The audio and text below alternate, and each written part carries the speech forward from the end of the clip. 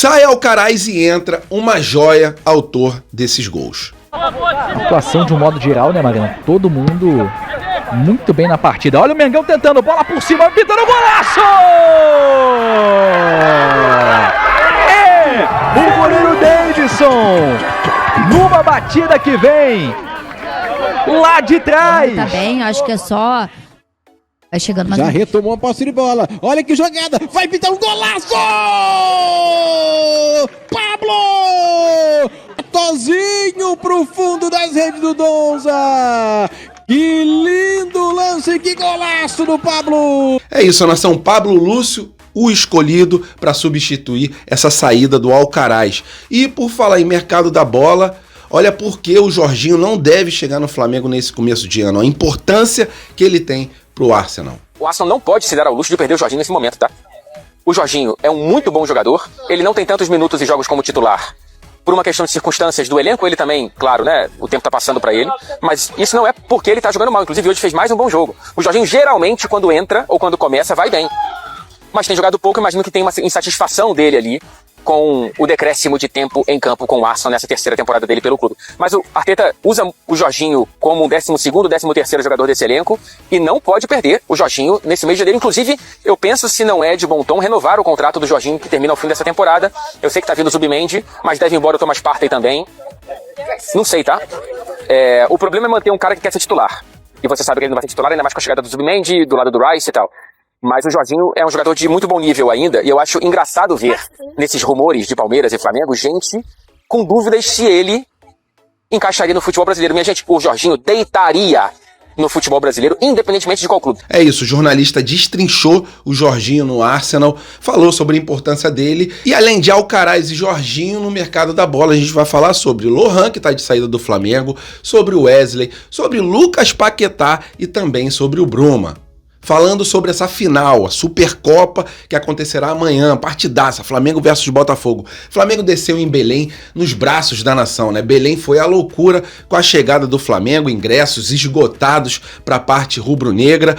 Cebolinha dará uma entrevista coletiva hoje falando sobre essa final e o Flamengo fará o último treinamento hoje para decidir qual time que entrará em campo para esse jogão. Essas e outras vocês encontram agora na Flá Geral TV, mas antes disso, somente se puderem, deixe seu like, se inscrevam no canal e vamos para as notícias, que é o que interessa. Isso aqui é Flamengo! E nação rubro-negra, vou começar o vídeo falando sobre o mercado da bola, né? A gente sabe que esse mês de janeiro o bicho pega fogo, então vamos começar falando sobre o mercadão. Alcaraz, Lohan, Jorginho, Lucas Paquetá, Bruma, Wesley, todos esses assuntos, e vamos começar falando sobre essa saída que pegou todo mundo de surpresa, né?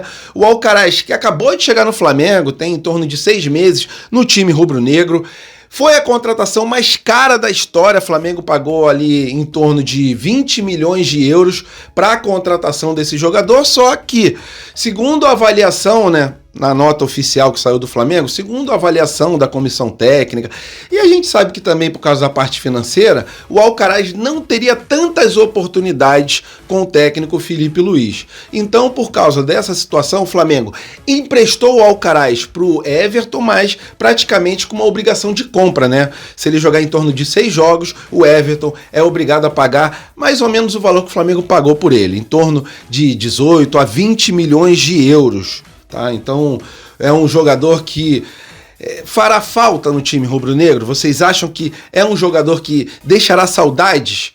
Foi um jogador que praticamente não teve tempo de adaptação, mas sua opinião é sempre muito importante, e para o lugar dele já está eleito ali o Pablo Lúcio. Pablo Lúcio, que é um jogador que veio da base rubro-negra, já fez a pré-temporada com o Felipe Luiz lá na Flórida, então está nos planos desse técnico que enxerga no jogador um jogador de alto potencial, né? A nação rubro-negra compara muito ele com o Lucas Paquetá, né? Como se fosse um novo Lucas Paquetá, porque joga praticamente na mesma posição, tem uma habilidade surreal com a bola, né? Dá balãozinho, dá ovinho, faz gol diante do meio de campo, então é um jogador de rara habilidade, por isso dessas comparações, lógico, guardando guardadas as devidas proporções. Então é isso, Pablo Lúcio vai ficar efetivo ali nos profissionais do Flamengo e a gente vai aguardar como será esse mercado do meio do ano, né? Até porque, segundo a imprensa, o Jorginho provavelmente só chegue no Flamengo no meio do ano, né? O Jorginho, conforme vocês viram no vídeo no começo, é importantíssimo para o Arsenal. Mesmo ele não sendo um titular absoluto hoje em dia, mas ele tem uma importância gigantesca. Então, até mesmo por causa disso, o Arsenal ele não quer liberar o jogador antes do meio do ano. Lembrando que o jogador só tem contrato com o Arsenal até o meio desse ano de 2025. Só que o Flamengo, mesmo assim, ainda tenta uma liberação imediata para que o jogador tenha aquele tempo de adaptação, e para isso o Flamengo até pensa em botar um dinheiro ali na mão do Arsenal, né? Pagar uma multa simbólica para o Arsenal já o liberar, mas liberar ele agora, nesse momento, é uma situação um pouco inusitada. Então a possibilidade maior é que o Flamengo acerte com ele um pré-contrato para que ele chegue no meio do ano, antes do Mundial, né? Mas uma pena que se ele chegar bem no meio do ano, ele não terá aquele tempo de adaptação com os companheiros. Mas o cara realmente bate um bolão e para mim ele vai voar aqui no futebol nacional. Aquele problema que tinha em relação ao salário, o Flamengo já praticamente já se acertou com a staff do jogador em relação a esse denominador comum, né? O jogador queria um salário um pouquinho maior, o Flamengo oferecia um salário um pouco menor, agora o Flamengo subiu esses valores porque ele colocou limpo ali na mão, né? 10 milhões de euros e isento de impostos. Se a gente for botar na ponta do lápis, dá mais ou menos 13 milhões de euros, né? Se a gente colocar os impostos. Então é isso, o Flamengo se aproxima aí de um acordo com o Jorginho, mas a possibilidade maior é dele chegar somente no meio do ano. Falando sobre o Lohan, tá de saída para o CSKA, Flamengo acertou uma venda de em torno de 8 milhões de euros e o clube, junto com o Madureira, ainda ficam com 20% do atleta, né? Tem que ver como é que será feita essa divisão, porque o Flamengo tinha 70% do passe do atleta e o Madureira 30%. Entrando esse dinheiro e o clube ficando com 20%, a gente ainda conseguiria ganhar, né? Um valor financeiro legal numa possível venda do CSKA para um outro clube. A gente sabe que o Lohan tem um potencial gigantesco, foi o melhor substituto, na minha opinião, do Arrascaeta, né? Mas depois ele não teve muitas chances e quando teve as chances ele não conseguiu mostrar aquele futebol que a gente tinha visto no começo. Então, acredito eu que ele sem chances com o Felipe Luiz, em vez de voltar para a base, o melhor realmente seja a venda dessa jovem joia, né? Muito novo jogador, provavelmente ele arrebente na Europa. Falando sobre o Wesley, Flamengo negou mais uma proposta, dessa vez do Zenit, lá da Rússia, ofereceram em torno de 150 milhões de reais para o Flamengo, mas o Flamengo não quer nem ouvir proposta em relação ao Wesley. E que bom, né? Excelente lateral direito, para mim hoje em dia é o melhor lateral direito em atividade aqui no Brasil e até fora do Brasil, um dos melhores laterais direitos do mundo atualmente. Então o Flamengo enxerga que colocando ele para jogar um Mundial e dando essa temporada de 2025 até o meio do ano, ele poderá valorizar ainda mais o seu passe e o Flamengo conseguir um valor bem maior e ainda aproveitar a parte desportiva dele, né, dentro de campo, porque o jogador tem feito a diferença nos jogos do rubro-negro mais querido do Brasil. Falando sobre o Bruma, o UOL ele soltou uma notícia de que o Flamengo estava sondando, estava querendo dar um chapéu ali no Vasco, né? O Bruma é jogador do Braga atualmente, né? Joga como ponta esquerda. E o Vasco está negociando um pagamento de multa ali de em torno de 6 milhões de euros. E o UOL soltou a notícia de que o Flamengo estava atrás dele, mas não tem sentido nenhum. Eu procurei saber com as minhas fontes informações sobre isso, e o Flamengo não está atrás do Bruma, até porque tem 3 jogadores jogando na ponta esquerda. Ele chegaria para ser o quê? O quarto reserva? Não tem sentido nenhum. O Flamengo já tem o Bruno Henrique, já tem o Everton Cebolinha, já tem o Michael jogando pela esquerda, então não tem pé nem cabeça essa notícia da possível vinda do Bruma ao time rubro-negro. Falando sobre o Lucas Paquetá, segundo Guilherme do Flazoeiro, o Flamengo estuda ainda a contratação do Lucas Paquetá, mas é outra contratação que não tem muito cabimento, né, galera? Até porque ele está sendo investigado por uma possível manipulação ali dos jogos lá na Europa e existe a possibilidade dele ser ou banido do futebol ou ser suspenso por muito tempo. Então não tem muito cabimento, né? O Flamengo vai lá, paga uma multa gigantesca para o West Ham, ou mesmo que não seja uma multa muito alta, contrata o jogador e aí ele chega e depois de alguns meses é julgado e punido. E aí o Flamengo fica com uma mão na frente e outra atrás. Bem complicada essa situação.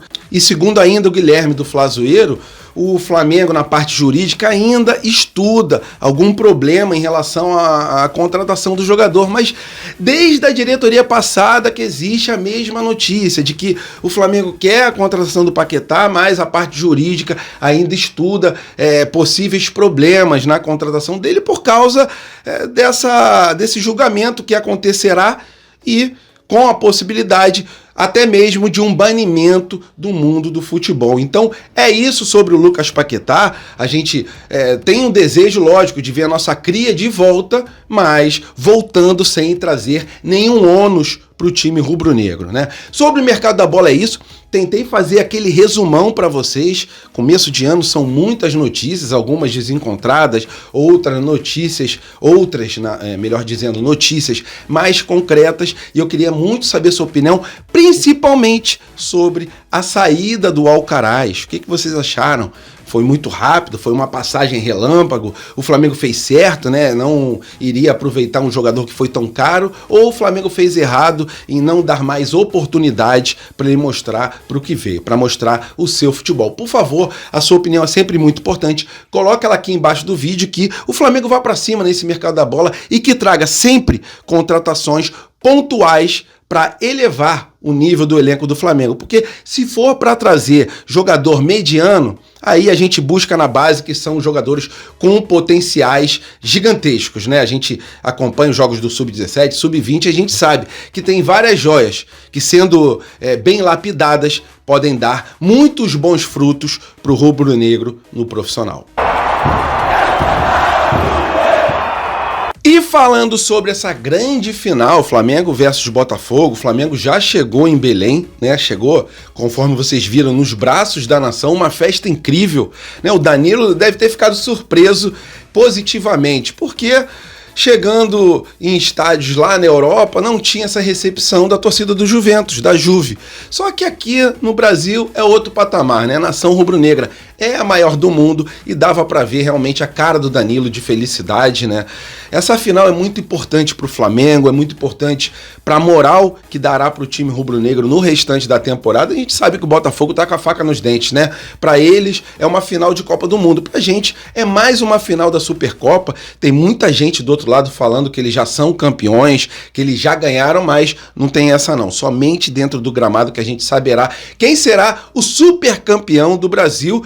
E por falar em super campeão, o Luiz Araújo, que foi campeão ano passado do Flamengo na Copa do Brasil, ele rasgou elogios para o técnico Felipe Luiz. Vamos abrir aspas aí para o que disse o Luiz Araújo, e a importância do Felipe Luiz nessa final, ela é gigantesca, né? Isso aí é notório. Vamos lá, abrir aspas para o que disse o Luiz Araújo. Ele, Felipe Luiz, me faz querer ser o melhor, né? Me faz querer evoluir sempre.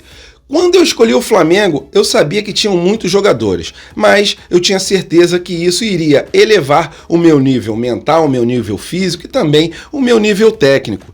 Eu tô feliz de jogar com grandes jogadores, é o que eu sempre sonhei desde pequeno. E vai ser uma briga sadia. Quem estiver melhor, ele vai escolher. Espero estar 100% para poder ajudar os meus colegas. Grandes jogadores.